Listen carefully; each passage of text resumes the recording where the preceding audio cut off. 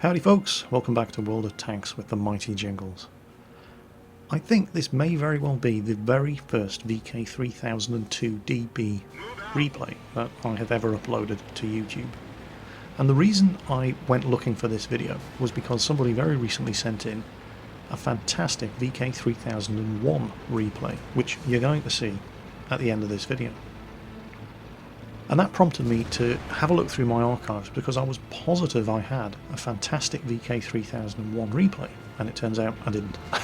It was actually a 3002, and it wasn't that fantastic, but this is the closest thing that I had to compare against the video that you're about to see at the end of this clip. This is a patch 8.4 replay from before the introduction of tier 10 mediums and tank destroyers, before I started using colorblind mode to help out those people watching my videos who might not be able to tell the difference between red and green. This tank was designed and developed by Daimler-Benz as part of a competition against Maschinenfabrik Augsburg-Nürnberg, or MAN, to design a new 30-ton tank armed with the 75mm KWK L70 gun as a direct response to the Soviet T-34-76 tank.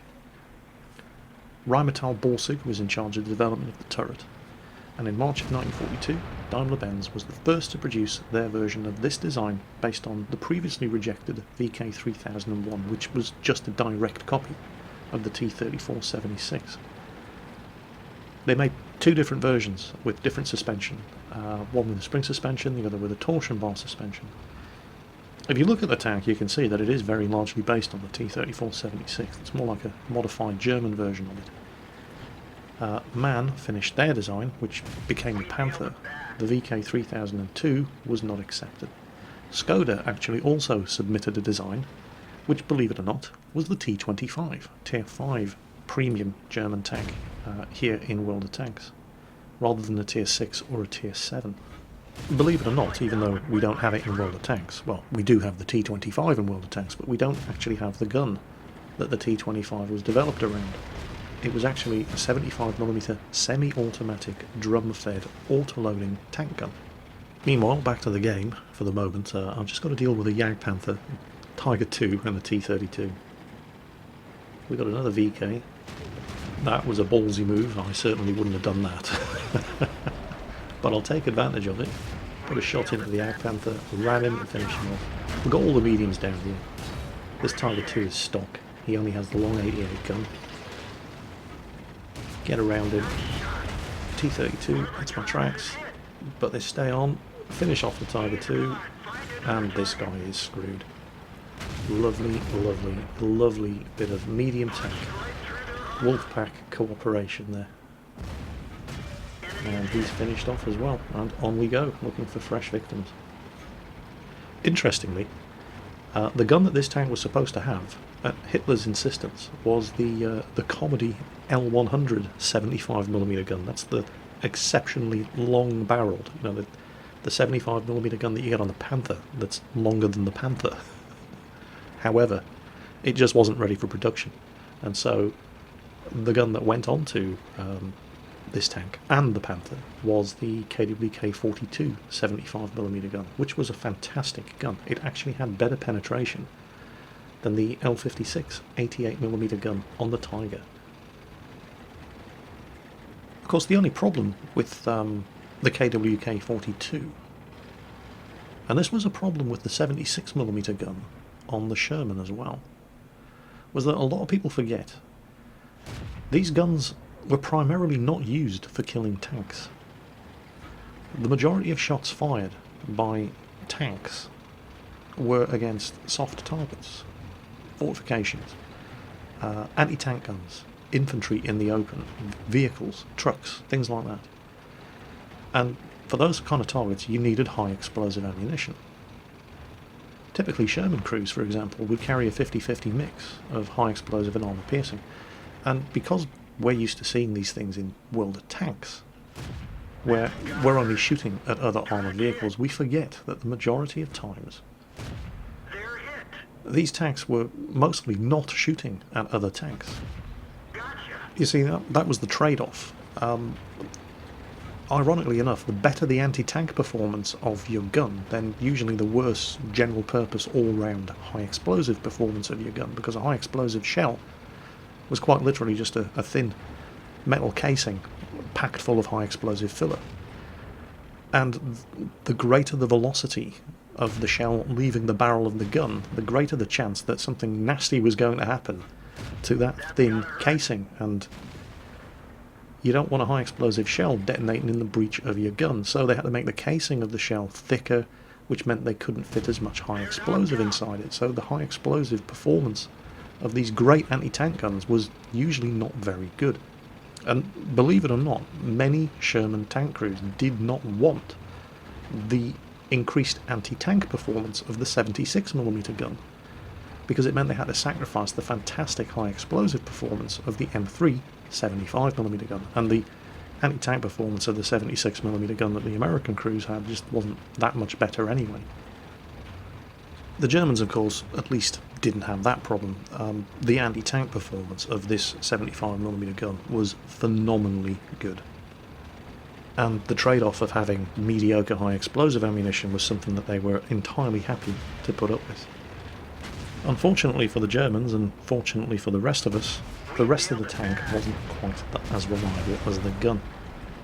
The Department of Weaponry of the Red Army in late 1944 actually issued a report saying, "It is suggested to the Red Army to use such German tanks as the Stug 3 and Panzer IV due to their reliability and the availability of spare parts. The new German Panther and Tiger can be used until they are broken down without trying to repair them. They have bad engines, transmission and suspension." So that was the last game I played, I think, in the VK3002D. There is, of course, another Daimler-Benz tank in World of Tanks, and here it is, driven by Triand, the VK3001D, the immediate predecessor to the 3002. This sits at Tier 6. To all intents and purposes, this is basically just a German T-34, with one very important difference. It has a fantastic gun. That KWK-42 L70 75mm gun. You get it on this tank, you get it on the 3002DB as well. Like the 3002DB, and this tank is very much like the 3002DB. In fact, the only real differences between them is the gun selection. You get a choice of two 75mm guns on the 3001. The 3002 gets the same two 75mm guns. It also gets the choice of loading the short 88 or a 105mm howitzer. Other than that, they're pretty much exactly the same tank, except one's Tier 6 and the other one's Tier 7. And I think the Tier 6 tank definitely gets the better end of the deal. You see, the problem with the 3002DB at Tier 7 is that while it has all these extra guns that it can choose from, the short 88 is a fantastic brawling medium tank gun, and the 3002D is a fantastic brawling medium tank. The only problem is that to fit that 88mm gun onto the 3002, you have to use the Schmalturm turret, and the Schmalturm turret is not very good on an agile, dogfighting medium tank. It turns too slowly. With the 3001, you don't get the option, so that the decision is taken out of your hands.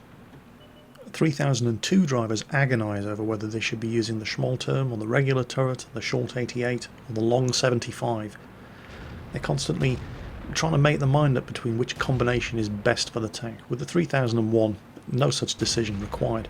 You use the long 75. It is clearly the best gun on this tank. There are only two to choose from. And you get to use it a whole tier lower. Now, in my replay, I finished top on XP earned, but the damage that was done throughout the game was pretty much even. It's one of those communist games where the damage is shared amongst the proletariat equally. We actually had a pretty good team. And Rothel stomped the enemy team. There wasn't an awful lot of damage to be done because everybody was doing a lot of damage. Triand's team, in this match, not that good. And the enemy team pretty much lead on kills all the way through this game. Now, he is a top tier tank, so he does have that going for him. Something that we couldn't say about me in the previous game. But he's going to have to work hard here because his team are not that good. Matters, of course, aren't helped by the fact that they've got a failed platoon. There's a T1 Cunningham platooned up with the Churchill. I'm not sure if the guy was trolling or just that stupid. He was actually complaining about the matchmaking earlier on. Anyway, he's just been team killed. So, yeah, great. I've never understood that. I mean, yeah, it's annoying having somebody in a failed platoon on your team, and it hasn't happened in this case, but generally the matchmaker will give you one more top tier or second top tier tank than the enemy team in order to make up the difference by having, you know, a tier 1 tank on your team. It didn't happen in this case, but team killing them, it's counterproductive. That guy's turned blue now. The second he does some more team damage in the next couple of games, he's banned, he's suspended. And the T1 might not be able to damage anything on the enemy team, although I suppose he could damage the Hellcats, but he can still spot them, and he can still take a shot for you. You know, somebody sees a T1 and you, they're going to shoot the T1 first, and that means that that's time gone by where you're not getting shot at. So just don't team kill them. It doesn't do any good. And of course, then you have the worst case scenario, which is exactly what's happened here. The team killer has just been team killed by the Churchill that the T1 was platooned with. So now they're down 2 tanks instead of 1. In fact, Tryand and the T150 on his team are the only people on his team who have killed anything that wasn't on his own team. So whereas in my match I was struggling to get some damage done before my team killed everything, Tryand does not have that problem in this game.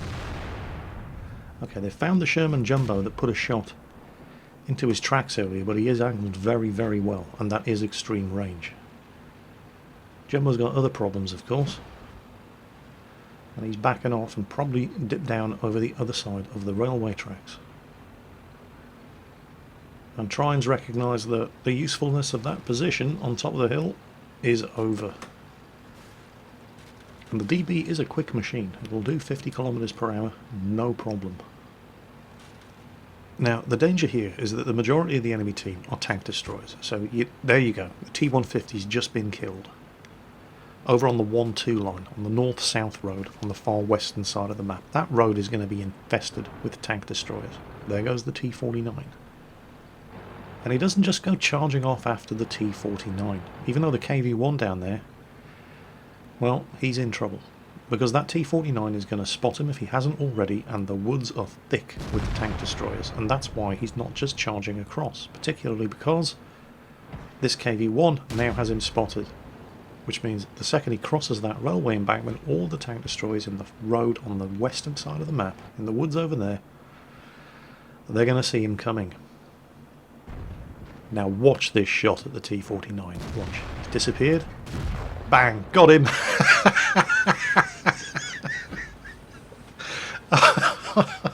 Let's watch that again. And we'll just rewind. Any second. Okay. There he is. Now you see him. Now you see him. Now you see him. Now you don't. Monster kill. Sucks to be you. What a shot. What was that? 500-meter blind shot against a fast-moving small target who probably only had his turret showing in line of fire? That was epic. You don't see shots like that every day. Of course, Tryand can't afford to sit around and celebrate because they are losing. But if he keeps racking up kills like this, that KV-1 is still there, of course. Nobody's managed to kill him yet. And well, Tryand's going to have a go. He can't safely cross this field. Oh great, now nobody's spotting him. He can't safely cross this field with that KV-1 still in place. Well, he can, but he's going to have to go the long way around. You can guarantee that all of those tank destroyers on the road opposite are going to be waiting to see what this KV-1 spots. Oh, he's set him on fire! Oh, damnation, he's used a fire extinguisher. Come on, one more shot. One more. He's gone. Tryand didn't get the kill, doesn't matter, did most of the damage. Right, now, KV-1's gone, Sherman Jumbo's gone. Right, now he can actually go out across the field and start flushing out the SU-100, the Marder, and the 3601H. He certainly can't sit around waiting for the Churchill and the TOG 2 to do it. So he pings the map to let these guys know that he's moving over here, and that means they're going to have to move up so that they can shoot what he detects, but they're too far away. And he's going to have to do this by himself. To make matters worse, the team-killing douchebag in the KV-1S, and I hadn't actually realised it until more or less this point, the team-killing douche in the KV-1S has actually been shouting encouragement to the enemy team, and there it is. That's the point at which I realised what this guy's actually been doing the entire game. He's been shouting encouragement to the enemy team and giving away the position of his own team in battle chat. I just didn't realise at first that that's what he was doing, because he's as bad at cheating as he is at playing, and he's only been shouting out the positions of tanks that everybody can see anyway. Like here. 2 hits in quick succession from the rear, that's the Marder and the 3601H. The Churchill and the TOG finally start moving up, but Triand has had to do all of this himself. He's sticking to the low ground, concentrating fire on the SU-100. He's going to take a hit. He has to stay down here so the 3601H and the Marder can't hit him, and he kills the SU-100. Kind of lucky the SU-100 only had the 100mm gun. He repairs his tracks, he moves up, takes another big hit there. That'll be the 3601H, and then disaster strikes. There is the 3601H, and he has full health. He's getting no help from the Churchill and the TOG. He angles his armour as best he can. The 3601H is shooting down into him, negating the effect of his sloped armour. One more hit and he's dead. Headshot! Well, I didn't see that one coming. I don't think Triand did either. Man, what a game. Of course, there's still a Marder 3080 out there, and Triand is a potential one-shot kill for the Marder's gun.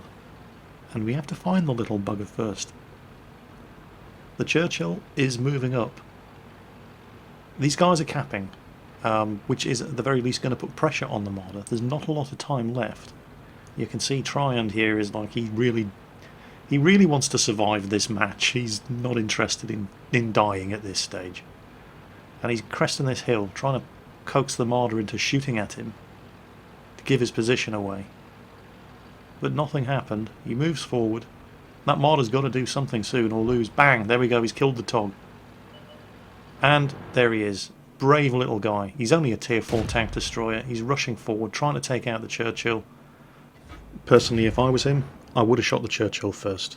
Reset the cap, get a Defender medal, come out of it with a Courageous Resistance award, and at least have my experience treated as if we hadn't lost terribly against a fantastic performance by Triand there in the VK3001D.